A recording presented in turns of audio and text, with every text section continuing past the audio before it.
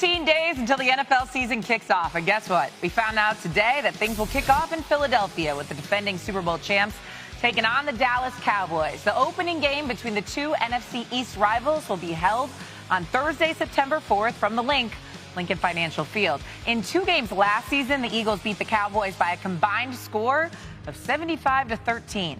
However, both of these teams saw some big changes this offseason. The Cowboys made a change at head coach, firing Mike McCarthy and promoting Brian Schottenheimer. Offensively, they added George Pickens last week, but lost offensive lineman Zach Martin to retirement. For Philadelphia, they'll need to replace some big names on defense, including Josh Sweat and Milton Williams. NFL insider Dan Graziano, NFL analyst Damian Woody, and betting analyst Tyler Fulgham are here with us now. Okay, Dan and Damian, starting with you. Answer this question first. How do you view the gap between the Cowboys and Eagles as they prepare to face each other in Week 1? D. Wood, going to you first. Yeah, I still look at the Philadelphia Eagles as the runaway favorite in the NFC East. Not much has changed for the Philadelphia Eagles outside of the, with Kellen Moore moving on to becoming the head coach of the New Orleans Saints, and Kevin Patullo is now the offensive coordinator. I can't imagine the scheme is going to drastically change. Obviously, every coordinator is going to throw their own flavor into what they like to call, but I mean, listen, you got Saquon Barkley, in the backfield. You got all the weapons that the Philadelphia Eagles have. They're returning 4 out of the 5 starting offensive line. Their defense is young and very talented. So for me, this is Philadelphia's division to lose. Yeah, I mean, look, Philadelphia is an incredibly high standard to hold yourself to right now. You could make a case that outside of a 6-week stretch at the end of the 2023 season, they have been the best team in football for the last 3 years. So the Cowboys are trying to catch now. Now, that said, the Cowboys did catch them and win the NFC East 2 seasons ago. And Shay, those 2 head-to-head games you mentioned both occurred without Dak Prescott, who is expected to be back and healthy for the start of the season. So when you talk about what the Cowboys have added on offense, you absolutely have to count that. George Pickens, they think, will help, obviously, at wide receiver. They think they drafted in a manner that will help them replace Zach Martin, and they believe the offense will get a boost from the return of its quarterback. He's had 6 fully healthy seasons in his NFL career. The Dallas Cowboys have won the division in 4 of those. So I think the gap, we probably forget a little bit. This is a Cowboys team that managed to win 7 games last year, even though its starting quarterback got hurt midway through. So while the Eagles are a tough team to catch, I don't think it's out of the realm of possibility that the Cowboys could close that gap. We've forgotten so quickly, it feels like, haven't we, Dan Graziano? I'm surprised with you, but now we'll ask Tyler what he thinks about the situation. Give me some good bets for the Cowboys. Yeah, I think if you're looking at futures for this Cowboys team, one that I really love is them going over 7.5 wins. Why is that? Because Dak Prescott's been a starting quarterback for 9 years in the NFL. The Cowboys have won at least 8 games in 7 of those 9 seasons. Shay, the only time they did not win 8 or more games is when Prescott missed more than half the games due to injury, 2020, 2024. So as long as Dak Prescott is healthy, you can pretty much bank on the Cowboys winning at least 8 games. So that's my favorite, is the win total over 7.5. Now, for Cowboys fans, I want to point you to the bottom 2 there. 9+ wins or to make the playoffs. These are plus money bets. And you were talking about the gap between the Eagles and the Cowboys.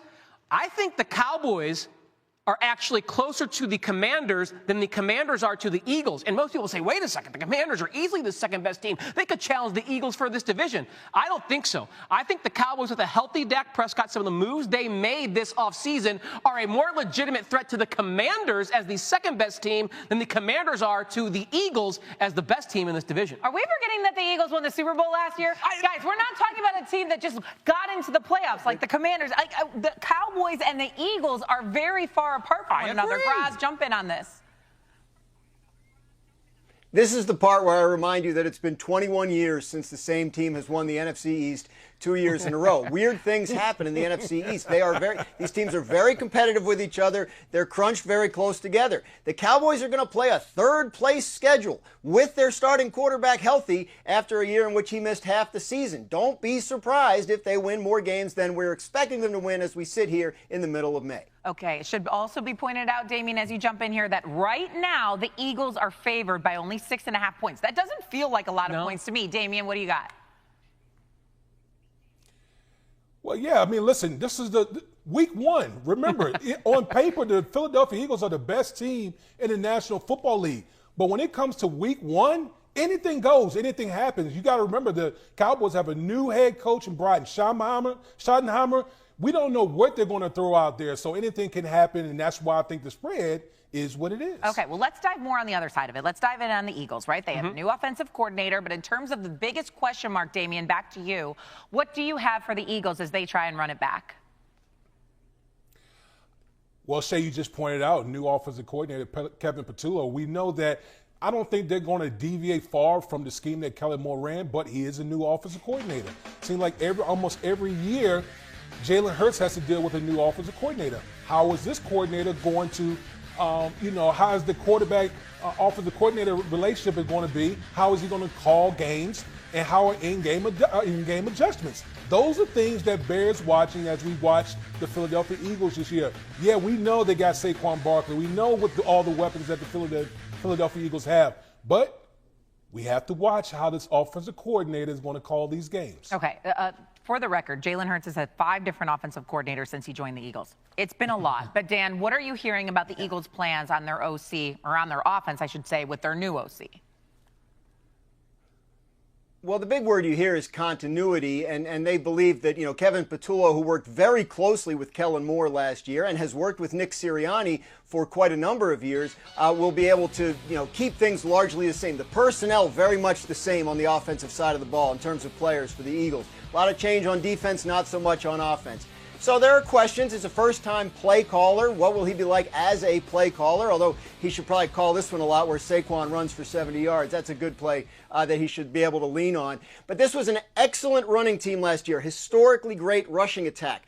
Inconsistent a little bit with the passing attack. So I think if there's a mandate for Kevin Patullo, is to see if they can become a little more consistently productive through the air than they were at times last year. So a lot of talk, obviously, about the offense because the Philadelphia Eagles were very good, though, on both sides of the ball. They keep Vic Fangio there as their defensive coordinator. So when we focus in on a very young defense for Philadelphia, what's a bet you like there? There's not a lot of ways to get good value on betting the Eagles because everyone expects them to be good. That's why the prices are expensive. But one way I would bet them right now for value is for their first-round draft pick, Jihad Campbell, to be the defensive rookie of the year. That's 13-1. Now, I want to pat myself on the shoulder here, Shay. Okay. Last year, I identified Jared Verse as my favorite preseason defensive player of the rookie of the year bet, and he went on to win that award. Campbell in Vic Fangio's system with Jalen Carter and those big bodies in front of him, Zach Bond beside him, is not going to be thought about very often by opposing offensive coordinators. He's going to have freedom with his elite athleticism to attack quarterbacks, to attack ball carriers, to drop in coverage. He, I think, could have 100 tackles, 10 tackles for a loss, 5 sacks, maybe an interception or 2 and a forced fumble. Big things could be coming for Jihad Campbell. I like him as an early rookie of the year on the defensive side of the ball bet. Okay, I like this a lot. The only thing I'll say is Vic Fangio's defenses usually take a little bit of time. Now, the Eagles, because it's such a complex scheme, this is what I know from when he was a DC in Chicago. Now, the Eagles obviously have a lot of vets young, but it might take Campbell a little bit of time to get used there, but doesn't mean he can't win. I think that's a fair point. I hope he's starting week 1, but if he has taken a long time, we're going to lose value on this bet. I'm guessing as a first-round pick, even though they're loaded with talent, they want him to be in there right away week 1 against Dak Prescott and the Cowboys. Love it. Really good stuff, everyone. Dan, Damian, Tyler, thank you.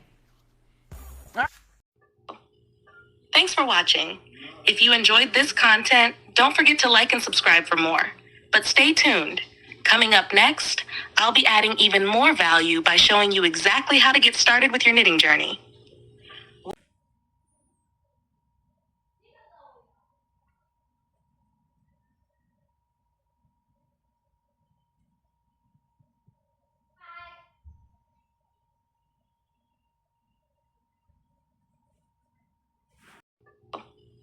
Thanks for watching.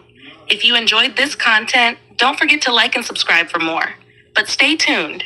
Coming up next, I'll be adding even more value by showing you exactly how to get started with your knitting journey.